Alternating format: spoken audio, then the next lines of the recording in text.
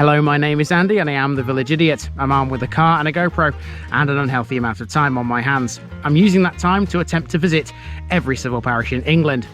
You're watching the East Riding of Yorkshire series. Together with the unparished city of Hull, it forms the county of the same name. There's 172 parishes here. Which one are we in today?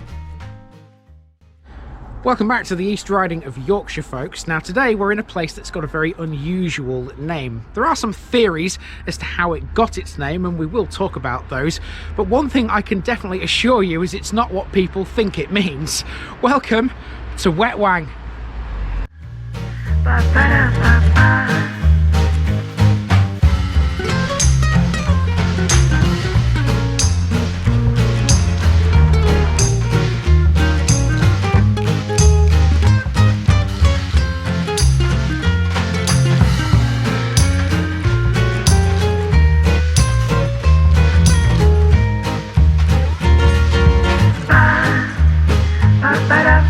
Here's my disclaimer for people who may be watching me for the first time. I say things as I would in my native accent and dialect. As a result, I may not pronounce things in the same way as the locals do. Remember, I'm a visitor. It's impossible to know everything.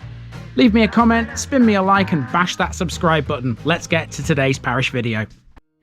Oh, how I've been looking forward to this one. Welcome to Wetwang, and this is easily one of the most peculiar place names in the country. In some variations of local English slang, the word wang is used to describe a certain part of the male anatomy. You can fill that bit in yourselves. This is a family channel, I'll have you know. As you can imagine, that in itself can often lead to much mirth and merriment, but when coupled with the word wet, well, all hell breaks loose. Once you've all got your minds out of the gutter, I can tell you that the name has nothing to do with that sort of thing. Wetwang is believed to have two possible meanings. The obvious one is wet field, which would make a lot of sense given that nearby Driffield could mean dry field. The other is a bit more complex. It's theorised by some to come from the Old Norse vaett-vangr, which means field for the trial of illegal action. Even the locals do sometimes have a laugh at the expense of the village's name. One such man who was known to publicly was Richard Whiteley, the former host of Channel 4's Countdown. He held the honorary title of Mayor of Wetwang until his death in 2005. It's now a title owned by Paul Hudson, the weathercaster from BBC Look North. It's a smaller village than some may think. It has a church, a cricket club and a surgery, and a village hall and a school, but one major thing it lacks is a shop. Let's see what else it's got, but don't expect anything phallic.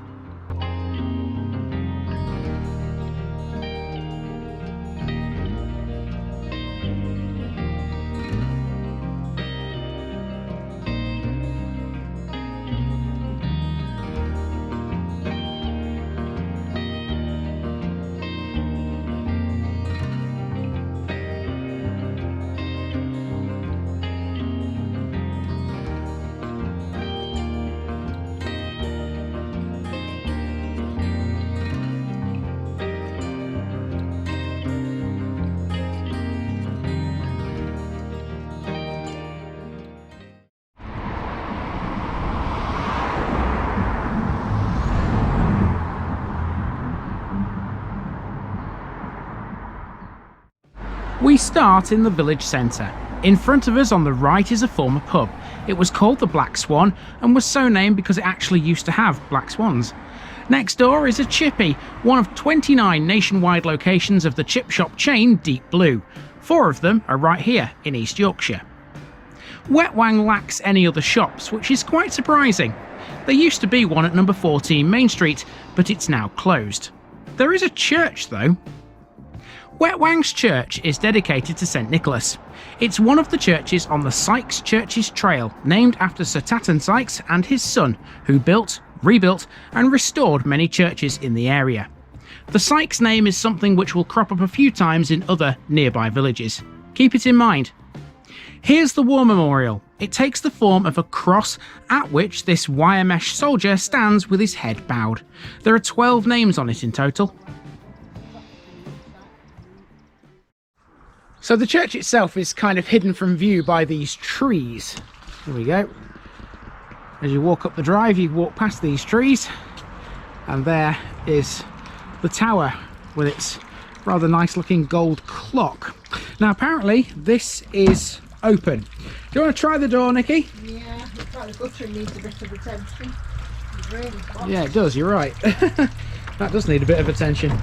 Is it locked? Oh. Well, that's if you're open. Okay, well the sign over there says it's open today. So, if it is, it's not that door. Let's see if there's another way in. Even if there's not, we can still talk a bit about the church anyway. That's what we do when churches are locked. We don't necessarily have to go in them to talk about them. There's a door there. Let's see if that one's open. It doesn't look like it. It's on the top floor. Gonna give it a try. Yeah, that's not been on. No. Okay, right, no worries then. Okay, we'll just talk about it from the outside then. Just before we do talk about the church, Nikki went in search of the Commonwealth war grave that you can find in this churchyard, and we found it. Yep. Who's this guy then, Nikki? So it's 38899 Private F. Milner of the East Yorkshire Regiment, died 25th of October 1918, aged 25. Okay.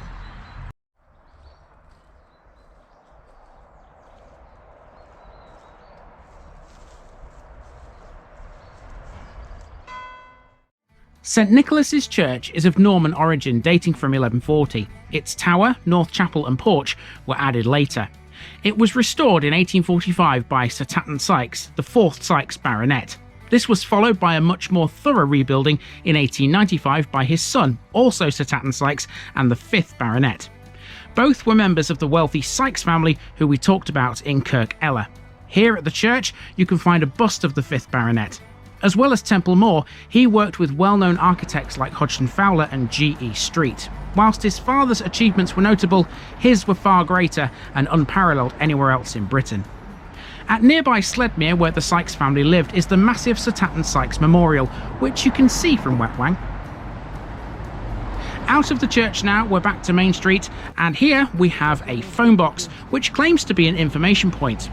Unfortunately though, it was empty. Perhaps it's going to be one in the future. Okay, so we've made it as far as the Victoria Inn and Restaurant.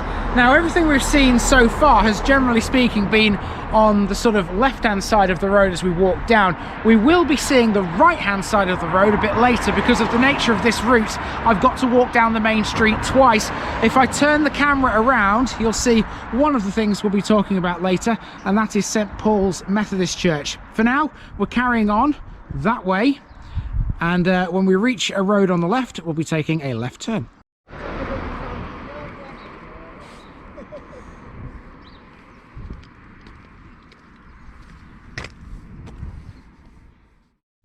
This is Southfield Road, which has a few nice little landmarks. Check out this fabulously carved owl. We reckon some reflectors on its eyes would look cool. This is the village surgery, which is open on weekdays only from 8:15 AM.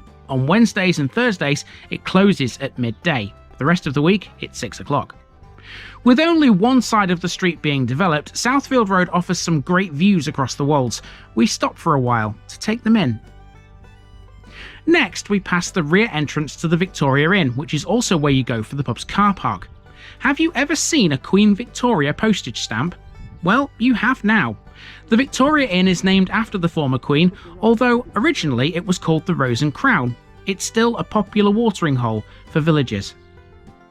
Southfield Road then continues with a couple more residential cul-de-sacs towards Southfield Well Bulk, a dead-end road which runs south into the hills.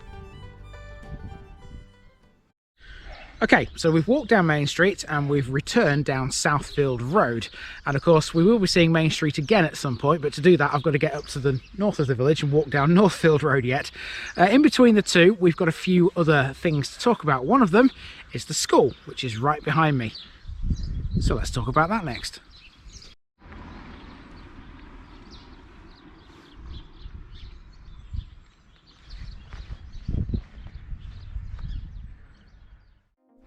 The village school also has a link to Sir Tatton Sykes. It was built in 1843 and enlarged at his expense in 1866. You can even see where the expansion begins.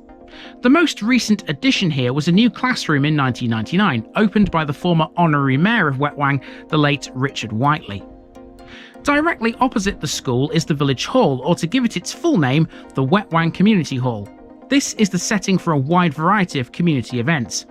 It was opened in the year 2000 and it cost just short of £250,000 to build.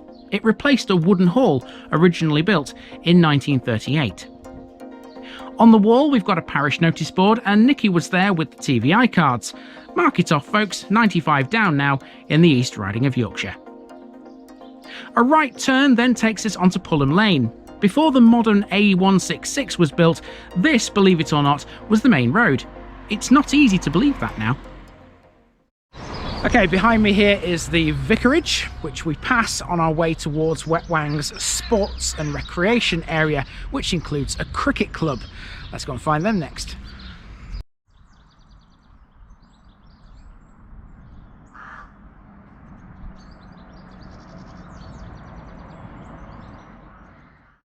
Here's Wetwang's bowling green just off the A166. The village also has short mat bowls too, every Friday evening in the village hall. Behind the green is the cricket club. If you squint here, you can just see the Sir Tatton Sykes Memorial in the distance. Wetwang Cricket Club was founded in 1860. They're members of the Bridlington and District Evening Cricket League. You forget here just how close you actually are to the coast. Aside from St Nicholas's churchyard, there's another small cemetery close to the cricket pitch. This is a modest affair and looks fairly recent. Alongside the cemetery is a short footpath which takes us into Station Hill playing fields. There's a playground in here and a small area for ball games. And I haven't seen this for a while. In this park, you're able to play board games, including Snakes and Ladders and chess. Don't believe me? Just checkmate. Okay, that's brought us out onto Station Hill. Now, if I just turn the camera around, you can see why it's called Station Hill, because there's a sharp downhill trajectory of the road. It goes down into a dip and then back up the other way. Now, Wetwang's former railway station is up there. You might just be able to make it out in the very far distance, possibly. I'm not sure if that's it, but the station will form today's special section, so I'll talk about that in a bit. Our next thing to do is to head down Station Hill the other way to the Mere, which is in the centre of the village, close to the chip shop and the former pub which we talked about at the very beginning, and that's where we're going to reconvene with Nikki.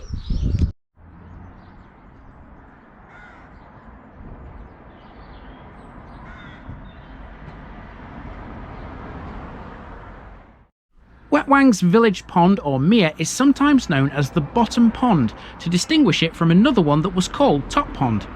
Top Pond has since disappeared. It was filled in to make room for the main road through the village. Bottom Pond often features several families of ducks and the occasional pair of geese. At the end of the pond there's a secluded seat where you can while away the hours watching nature, like I found Nikki doing just here. The other side of this seat is a bus stop. Wetwang's magic number is the 135, although bus services through the village do seem to be a little bit limited. Watching over all of this is Wetwang House. Formerly Atkinson's farm, the house is a listed building and was the site of the Great Fire of Wetwang in 1927. It forms part of only 2 working farms remaining in the village these days. Lastly, in this area on the other side of the pond, there's an old smithy. Okay, our next job is to walk down Northfield Road and back down the main street. But here where Northfield Road meets Station Hill, you can clearly see the station. I just wasn't stood in the right place before. That is the station building right there. And you can actually see the line of the former railway. Follow my finger, you can see it running off into the distance over there. And if I turn the camera around slightly, you might just be able to see it curves up there. It's very distinctive. Even though it's now part of a field, you can see where the old line used to be. So let's talk a bit about the station, shall we? Here comes today's special section. Wetwang railway station was situated about 1/4 mile north of the village. The station opened in 1853 on the Malton and Driffield railway. It was the busiest passenger station on the line and initially had a low platform, but this was raised in the 1990s, rendering the door into the station building unusable. It was subsequently then bricked up. Now the station house has been converted into 2 cottages. The station closed to passengers in 1950.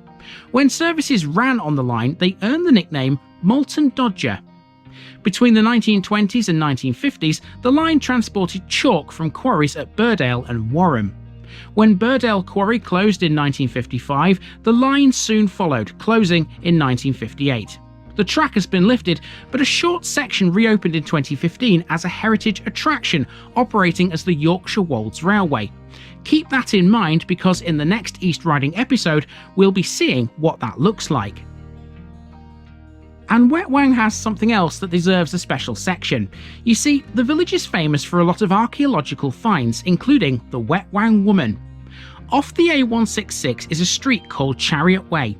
It gets its name thanks to one of the most significant and exciting Middle Iron Age burial sites ever found in Britain. Archaeologists discovered a chariot used by ancient Britons in battles against Julius Caesar more than 2,000 years ago, together with the skeleton of a high-ranking female warrior. This woman would go on to be known as the Wetwang woman. A young adult female, she was found facing right with her legs bent and her arms extended. Pig bones were deposited on top of the skeleton. The dismantled chariot was beneath her, and behind her head and shoulders were 2 horse bits, a bronze case with a chain attached, a pin, and a bronze mirror. And this isn't the only Iron Age grave that's been found in Wetwang either. There could yet be more.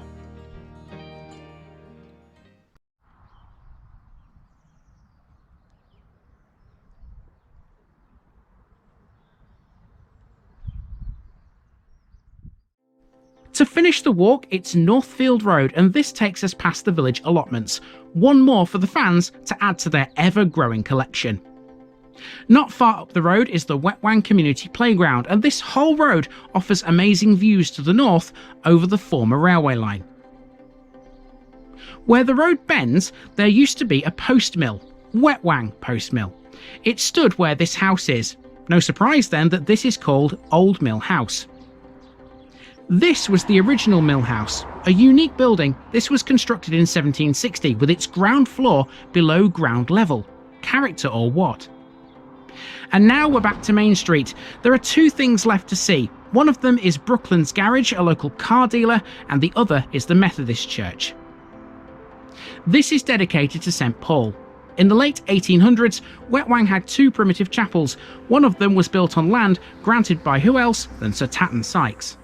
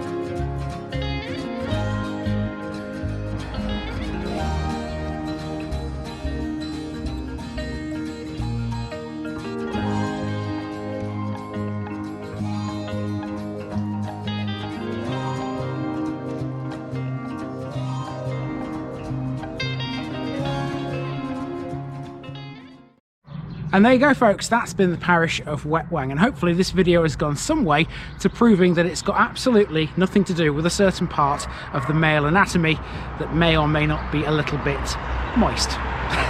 People hate that word, don't they? Anyway, I hope you've enjoyed it. It's been a nice, enjoyable walk, a long walk, but lots to see, lots to talk about here in Wetwang. If you get the chance, come up here and visit it. It's well worth your time. I've been Andy, also known as the Village Idiot, and I'm out.